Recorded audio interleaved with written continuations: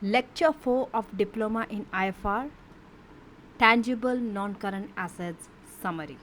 So, under tangible non-current assets, we have various standards. So, we'll be covering IS 16, IS 20, IS 40 and IS 23. So, under IS 16, which is the standard for your property, plant and equipment, that is your non-current assets, tangible assets, we are going to focus on the scope, recognition, measurement, revaluation accounting and derecognition. So let us go through the scope of IS 16. IS 16 excludes biological assets and mineral rights. That means biological assets are not covered under this, and also mineral rights. For biological assets, we have IS 41 and mineral rights will be covered under IFRS 6. Then it includes bearer plants at maturity and excludes assets held for sale. If you are holding assets for sale, it is dealt under IFRS 5. Okay, so out of the elements of a financial statements, this is your asset element, the non-current asset. It's a big topic, right? That is often the first item we recognize in a step in a financial position. So that's why recognition is very important. How do you recognize? Based on the economic benefits, the reliable cost measurement. It includes safety and environmental equipment, and if it's a complex asset which has so many assets with different useful life, better to separate the component. Then measurement. How do you measure? Once it is recognized, it needs to be measured. Okay, so non-current assets, we initially measure them at cost, the purchase price, the amount at which you have purchased this non-current asset, plus the cost of dismantling and restoration. Then there are two models, two ways to measure, either by cost or either by fair value if you are revaluing your asset. If it's a cost model, cost minus your depreciation and impairment, and if it's a revaluation model, fair value minus your depreciation and impairment on that fair value amount. Okay, next is your revaluation accounting. So in revaluation accounting, if a non-current asset is revalued upwards, that upwards goes to other comprehensive income always. This is the rule of IS 16. And if it is decreasing, decrease will go to P&L. And any realized surplus will be transferred to retained earnings. For example, any amount in the revaluation reserve, you can transfer to retained earnings. Then comes the derecognition. See, everything has a recognition, same way, opposite way, it has a derecognition also. When you are disposing it, when you are scrapping it, then any gain and loss from that derecognition is recognized in profit and loss. Okay. Next, we'll go through depreciation accounting. Because it's a non-current asset, it's a tangible, we depreciate them.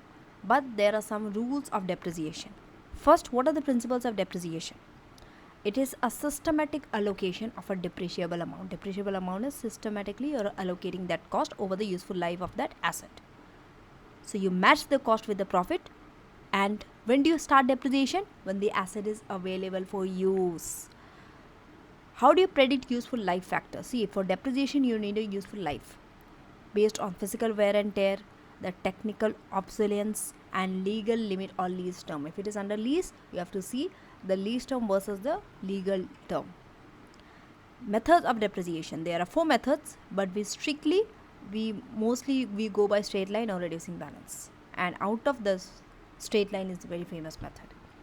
That is an equal charge over the useful life. So straight line, reducing balance, machine hour and sum of the digits. How it is calculated, how they are different, the questions I have done under lecture 4. So you have to watch my lecture 4 in detail. Then annual review of life and methods. So annually you have to review the life, useful life and methods of depreciation. Every year it has to be reviewed because it can keep changing. Changes in depreciation rate is, by the way, change in accounting estimate. Now the next standard. So we have covered IS 16. IS 20 is also part of our non-current assets. Government grants. Okay, a small standard but equally important. So when do you recognize it? When you are complying with certain condition and you have a chance of receiving it. then you recognize it.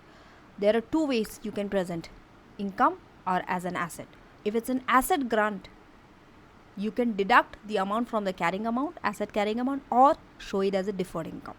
If it's an income presentation, you deduct it from the related expense because you have got that grant to reduce expense and credit to P&L. If there's a repayment of that grant, it is a revision of your accounting estimate. Your accounting estimate needs to be revised. So you will deal according to IAS 8. And if there are any non-monetary assistance, you will just disclose them. Okay. So with this we have finished IAS 20. Next standard, IAS 40. It is an investment property. It is also under non-current assets.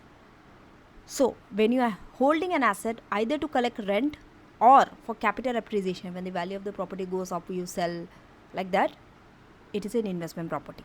It excludes inventory and owner occupied. Owner occupied, IAS 16 will deal it. If it's inventory, IAS 2 will deal it.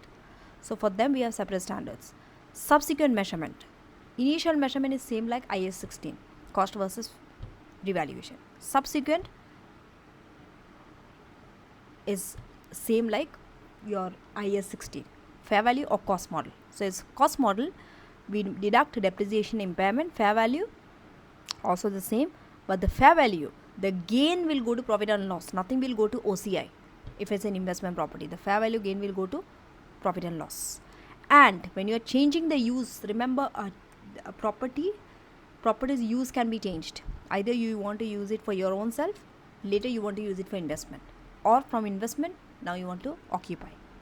So that also can be asked. And when you're disposing your investment property, remember fair value gain is one thing, disposal gain is another thing. Both are recorded in profit and loss. So in short, any gain will go to profit and loss. Any loss also will go to profit and loss for investment property. It's very easy, unlike IAS 16.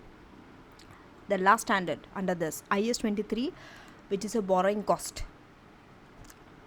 So your qualifying assets that requires a huge amount of time before it gets ready, that is a qualifying asset. So for that, if you have taken any loan, all that borrowing cost you can capitalize as a part of an asset. That is the meaning of qualifying asset.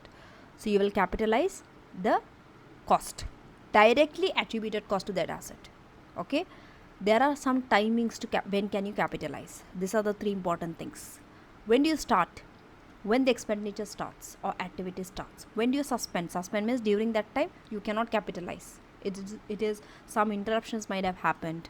And when do you finally cease that capitalization? That means from that time onwards, it will not be capitalized as an asset, it will be expense. It is when you have substantially completed the building of that asset for which you have taken the loan. How do you calculate? For calculation also, there are two methods.